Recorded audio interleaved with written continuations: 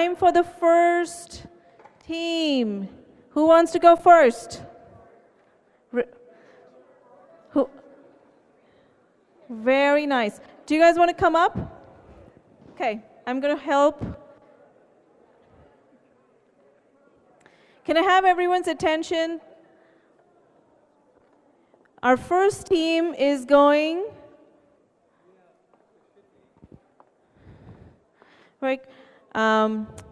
Couple of things I want you to talk about. What is the most exciting thing? What is the thing that you're most excited about in your exploration? We want to keep it very succinct, so please highlight the most exciting thing and the key features of your proposal. Okay. I'm going to hold this up. Okay. And then you hold the mic. Okay, we've got a lot of fun stuff over here by the Wine Haven area. That's where we're going to do cultural center, education center, art center, restaurants, retail, and even a live workspace, possibly. There were some in our committee that did not want housing, period, and another who wanted it. And so we've made a compromise. And we have a eco-friendly co-op housing down here, and also floating houses, houseboats. And we have a protection area here for the eelgrass, where there's, well, unfortunately, we still have 2 housing, 5-story housing units there, but that wasn't, you know, and some people liked it and some people didn't. Okay, and then we have the bike trail with restrooms and public art and a ferry stop and picnic areas down here. So that's all, and recreation up here. So that's basically it. And you want to add something? no, that's perfect. You did a great job. Okay. What are you most excited about? What am I most excited about? Wine Haven. And also, and having a cultural educational center in Richmond in a beautiful setting. That's exciting. Okay, that's it. Thank you. Can I request everybody to now actually sit down, because it would be nice for all of you to hear what your fellow participants are presenting. So can we all sit down at the table so that everyone behind you can also see the boards here. The next team to go. Can I pick a team, or do you want to volunteer? Okay.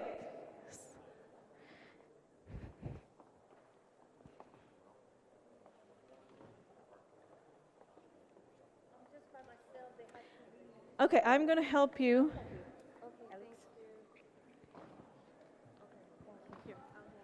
Hi, everybody. So our team, and unfortunately they had to leave, so it's just me, but they entrusted me with telling you what we would like. No housing, maybe, possibly a few, perhaps, work and live spaces or lofts or something like that. No more than 25 units at the most. We would love to keep Point Molate open to the East Bay community, Richmond first, but of course the East Bay as a whole. Bring a lot of activities, a velodrome, bike trails, and hiking trails. We have a soccer field down there, an aquatic research center, educational and park ranger, and just kayaking and just fun. Just make it a beautiful place, preserve it as it is, and that's it, pretty much. Good. Thank you. Next team to go up. Next team. Right here. Everyone's done a good job of taping down the... We don't have anything falling off. Great. Okay, so unique things about ours is that we think we should tear down Building 6 and put a convention center and office with a velodrome on top for bike riders. We would like the Point to be public art, visitor center, restaurant, kayaking. Have the Coastal Conservancy fund affordable overnight accommodations here in the core district. Winehaven building has room for all kind of stuff, retail, cultural, visitor center, art, education, restaurant, performing art, and a bus stop. Glamping up here, hotel here, on that nice big wide space that would tie in with the convention center. What else? Beach is educational, kayaking, bike repair. And we said rules were meant to be broken, so all the houses are downtown, right here. And we have soccer fields here on the drum lots. Some lookout points up here, habitat protection throughout the South Valley. A picnic area on the bluff. And a picnic area, yes, here on the bluff with a restaurant. Oh, yeah, up here. So like you could walk in on the existing road, but just have a protected picnic area there, observation. I think that's about it. Self-explanatory. So you're keeping these, right? Yes, we are keeping these. Thank you. Do we want to just put them on the table?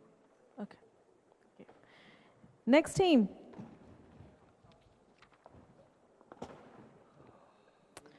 Here, oh. You guys go first.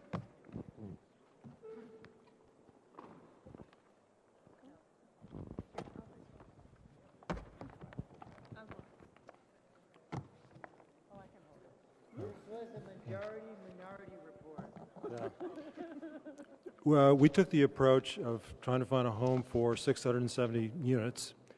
And so in our mind, the site is divided into kind of two zones. One is an urban village here that is dense, takes a dense approach to housing. We're talking about stacked up to 10, maybe 16 stories high in here. So huge burden on the architecture, pressure on fantastic design, restoration of a cultural district here, including amplifying some of the housing behind that exists now. But this has got a flavor about it that speaks of the place, and it is a place you want to visit. You could have hotels and restaurants and just take advantage of Winehaven, get rid of the Building 6, as it's felt to have no real great value in terms of its scale or its appearance or its state of repair, and do a cluster of four towers, if you call 16 stories tower, and then a big green out in front that orients to the water around these orient. And then over here, this is much more about just open space, a certain amount of recreational fields, leaving this whole riparian corridor very much open, and environmental enhancements, trailheads, hiking areas, and just a general dramatic enhancement of all of the ecological potential that exists here that's not even really fully developed yet. And then along the shoreline, Bob, do you want to talk about your idea here? This is, we don't know exactly where these locations are, but there are at least one and probably two shell mound opportunities, places where Native Americans had locations where they had a presence, and those can be picked up. We don't know exactly where, and honored in some way. And we just wrote them in because we don't know where they are. But there's the shrimp camp, the whaling camp, the China camp, and the Ohlone and Miwok places. So we needed to figure out where those would be. And then this is the beach. We put in a bathroom along the beach and a little snack bar and a picnic area, kayaking and small boating here along the pier. So that's what we did. There was a big dispute between us, and I was outvoted, but the idea was to put in the housing. I would have gone without the housing because I think, you've all heard me speak about, I don't think it's a great idea. But if we were forced in some way to have to deal with housing, this would be the way to do it. Have an urban village with the housing there, and that would at least preserve so much of this wonderful ecological opportunity. And you might be able to keep the osprey and keep all the wildfowl.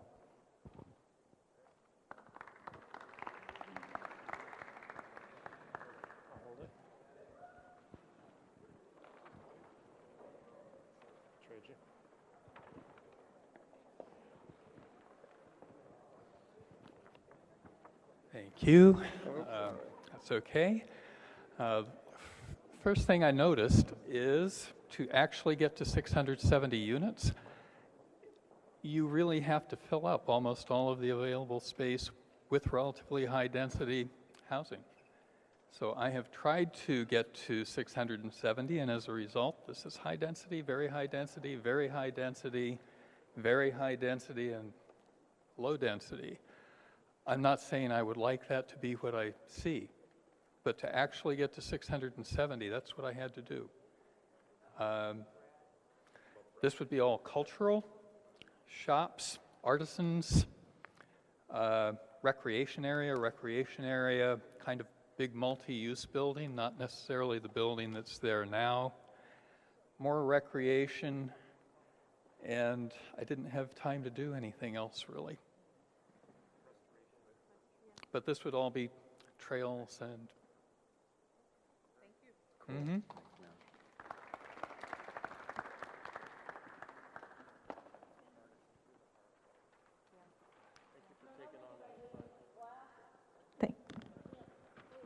Did work on this alone, but a lot of people came by and gave me feedback, and it was all positive. I haven't had any negative feedback, but it says no housing in all of the area that is currently has no building, no housing and no building. That's camping and trails and yurts. Multi-use sports fields and velodrome over here. Ferry boat parking and ferry terminal or water taxis, maybe a fishing pier, houseboats, I like that. Houseboat parking would have to be here too, I guess, or somewhere. And then in that core historic district, I think that the old housing that was there should be artist in residence housing, and the rest of it should be multi-use, cultural, educational, historical. It could be youth center, it could be an Ohlone center, it could be museums. There's so much that could go in there. Visitor center could be there, all that kind of stuff. So that's it for me. Thank you. Right here.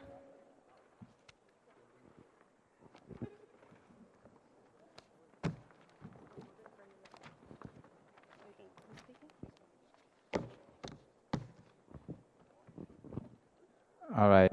So we moved a bunch of the land into different kinds of land trusts. So there's a still intact or mostly intact shell mound in this area, and we thought as an entry into that, turning some of that land over to Sigorote Land Trust, which is an active Ohlone land trust that has land in Oakland and San Francisco and other places around the Bay Area, to kind of deal with this land as they want to, based on their historical ecological stewardship of the area, which has a better track record than the contemporary one.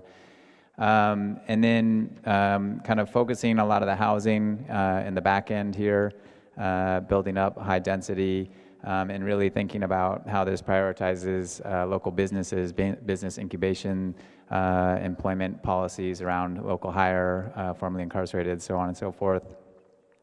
Thinking about here, kind of Black Reparations Land Trust on this kind of prime piece of land here, thinking about some of the stories that we've heard from residents so far, talking about going there after basically escaping the South and their grandparents bringing them there, and thinking about that land and the importance of that land as a space of sanctuary and safety. And so thinking about how we maintain some of that importance for people in the community who have that in their families currently now, current grandmothers, grandparents, that kind of thing. and let people decide what they want to do with the land in there. We were also talking about the importance of kind of a regional draw, so thinking about something with Building 6 that could be like a really interesting architectural piece, but also thinking about something like Cal Academy in San Francisco, working with an architect of that stature to think about something like an Ohlone Art Center and Science Museum that kind of deals with a lot of the bioresources in the area as well. So there you go. Thank you.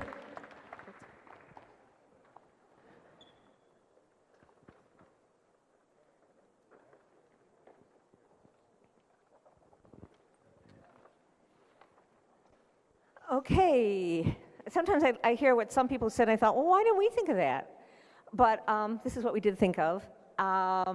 Again, we didn't want any, in fact, we didn't have any housing anywhere, I think, except maybe a little bit here. So here, you know, the beach, you know, picnic areas, trailheads, a restroom here for people at the beach, and could have a concession stand. What we thought on the oil drums, underground drums, we'd have yurts, so people can go camping there, and a wedding chapel up here that was suggested. We thought we would either suggest getting permission from the historical preservation people to tear down Building 6 and the cabins if they're too expensive to remediate. Just, you know, and then we can build what we want to build on top of that footprint, those footprints. And some things or if we're going to be there, well, these are the things we want to be there. If we're going to be able to remediate them, that's okay too. And then where Building 6 is an amphitheater, performing arts, maybe a small convention center or retreat center. Where the cabins are, we could have either work-live units or places for people in the retreat center. Where Winehaven is, again, you could put so much there: art center, culture center, educational, cultural exchange. Velodrome we stuck here. Maybe people want a different area. Habitat rehabilitation and leaving it alone, most places, a couple of bus stops. So people come in, they could stop on the bus there, they can stop on the bus here so they can go up a trail, and they can stop at the bus by Winehaven. A couple of restaurants, maybe a little grocery store, some light industrial would be okay, and that would be probably artisan stuff. We also put a ferry stop here, and boat ramp and boating rentals, and kayaks can go there. We want to keep the kayaks away from the eel beds, but still give them that protective kind of bay-y place to be in. Honor the historical sites. Put the soccer field here. That seems to be where people want to put it in a way that isn't destructive of the south of the whole eelgrass. Instead of building any houses here, infill downtown Richmond, transfer of development rights to all South End lots to a place in Richmond if Levine would like to build there. What else? Negotiate with Chevron. Maybe sell the whole thing to them. They said they would be interested in buying it and then transferring a lot of it to the park, or we can negotiate with them what we want, because they don't want housing there. And maybe then we'd be able to negotiate with them about using their extending the bike trail by using the old railroad track that's still there. Let's see.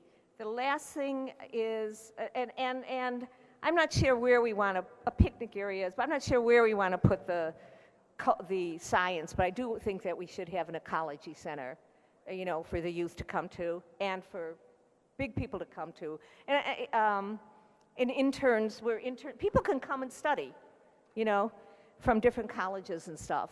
You know, could be Contra Costa County could have internships there. And then we also have Michael Moore's Where to Invade Next envisioned housing for alternative jail rehab based on the concept of restorative justice. So people can intern doing that stuff too and live there maybe. Thank you. Lots of good ideas. We have two more, this team, and then is there one more team or two more teams that need to go? Two? Oh, just one. That's the last one. Okay. We'll be brief and sweet and short, or however that goes. So, a lot of similar ideas. A south watershed that focuses on the recreation habitat, cultural, including the recognition of the Chinese shrimp camp, the Ohlone, who had occupied the site, and World War II migration of families to Richmond. Of course, the hiking trails, a lot of things that have been brought up. Also, the idea of the soccer field out here at Drum Lot 2. We did make a note that we would like to have a restriction in terms of night lighting. So this is a day use soccer field because of a lot of the bird use and that so forth in the area. Trailheads and all that kind of good thing. And then a low slung hotel at the point. There is a bluff here that could hide it, not something that would stick up. More of a meeting room rather than a big conference center. And some amenities like perhaps a smaller restaurant. Similar things, focusing a lot of cultural art, restaurant, retail in Whitehaven. Glamping in the cottages up here.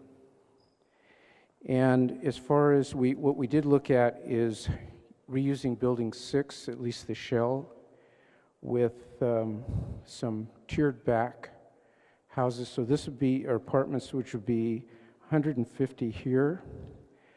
And since this is slung lower below Stenmark, it's not as visible, and also they'd be kind of tiered back. So, and we're looking at this area up here as 100 live-work units, like a live-work village. So I think and that these apartments would be affordable, have an affordable clause. There's a lot of teachers, health workers that commute from long distances to work in the area. And so we would want to give preference there. And we also included a point to build more housing downtown as a policy. The rest of it downtown. Did I miss anything? Oh yeah, a place kind of when visitors come into the site, kind of this is more the activity area, really a public use space. And fortunately, there is a whole zoning code in our Richmond City zoning code that is parks, cultural, I'm going to draw on Andrew, historical. So there is a zoning for that, and that's about it. Yeah, we got the glamping up here. And this bluff is really so cool. So we did leave this open for camping, lookout, some habitat enhancement along the bluff there, and some picnicking. It really is pretty amazing. Okay, thank you. Thank you. And our last team here.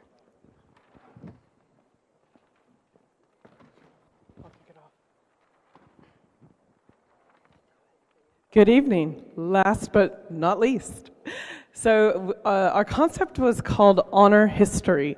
So we took a lot of cues from, there's a lot of amazing places around the Bay Area, such as Treasure Island, where we had the World's Fair, the Presidio, on and on. And so there's a lot of rich history, and we really wanted to play that up here, as well as build the housing back into the hill here, and have some cool stuff up in the hills, such as yurts for the camping, lookouts, hiking, and more. So I'm going to focus on this area first. So what we have is really around the winery. We want to keep that rich history and have a center somewhat like, if you could imagine, Rosie the River Museum, with nice merchandise, wine tasting, food, performance arts in that building.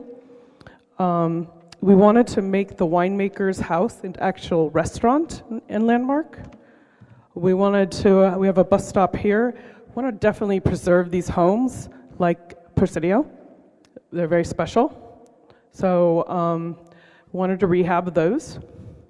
Along the coast, we have this educational bird watching habitat eco corridor for folks that want to come out and study plants and bird watch. Out on the point here, we have, it's really focused around kids and concert venue. We have the soccer field, education activities. It could be a concert venue, so it's kind of multi-purpose, as well as some kids cafe and kind of like a snack area. Kayaking, park your kayak here, come in from anywhere else. An outdoor kind of concert and convention area. And then out here we have the water taxi and the ferry with some educational around that ferry, like a little mini ferry point. So with that, I'm going to hand it over to who wants to talk next? All right, Karen. Yeah, we're going to have a lot of transportation options. We're going to have a dedicated bus line to come out here, as well as the ferry and a water taxi. So, and the bike path is being built, so there'll be a lot of alternative transportation choices. And I'm going to hand it over to... Thank you, Karen. Yeah, the other thing I think, so we really focused on, one thing that we did that kind of unique, I think, is we did try to fit the housing in. We didn't count it while we were going, but Karen did a tally at the end, and we get 870 units. Granted, that's, maybe a lot, I don't know, but we really wanted to keep with a mix of housing types and sizes, and, ideally have a range of economies within the housing nodes. We've kind of got 3 housing nodes. This is the primary one. This is a secondary one against the hillside here. And then these, of course, are the restored single-family homes up here. The other thing we have is a really kind of continuing the theme that a lot of other people did is keeping a recreation element, really keeping this all open here, but looking at doing like a ropes course. We weren't the only ones to have the idea of yurts where these tanks were, maybe a disc golf course up here in the top. So really a mix of recreation, of history, and housing, and get the entire community out here and using this and invigorating it. And the velodrome, very important. The Najari Smith velodrome, which we put right over here. Thank you. Thank you, team.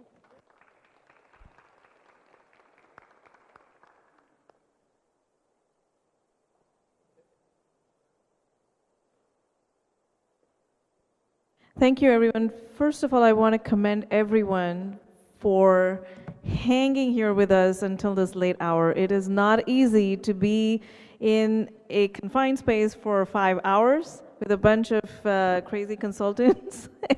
We're throwing information, but everybody did so well. And then secondly, for successfully completing a very tough assignment. It was not an easy assignment. Looking at the compliance requirements, considering multiple factors, the complexities, the ecological sensitivities, the challenges on the property, and then just really trying to make everything work and figuring out what can be done here. So thank you for helping us with all of your ideas. We got our work cut out for us. You guys have given us an impressive range of ideas. We obviously have a bit of a tough task because we are charged with coming up with things that meet the settlement agreement. And so we've got some work to do to figure out how to move forward with that. Thank you for appreciating the position we're in. But I think that regardless of whether housing was included or not in these schemes, there was a tremendous amount of thought. There were areas of protection. There's a lot of commonality, and we're going to be drawing from that. So continue to be part of our process. Thank you for that involvement, your guidance and your wisdom, and we look forward to continued feedback and involvement on the project. Thank you, guys.